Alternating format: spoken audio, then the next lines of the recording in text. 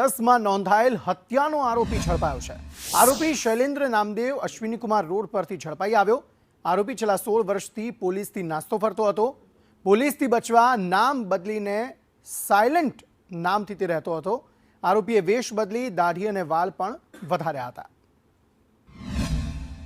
PCB ना जो ASI सदैव वर्वा भाई और हेड कांस्टेबल अशोक लूडी ने एवं इन्फॉर्मेशन मिली कि अपना जो मर्डर ना सचिन पुलिस ना मर्डर होता जहाँ कैनाल में मारी ने बॉडी फेंकी दिया था एना आरोपी है। आरोपी जेना नाम है शैलेन्द्र कुमार उर्फे पप्पू उर्फे साइलेंट जो कटनी जिला मध्य प्रदेश ना वतनी है।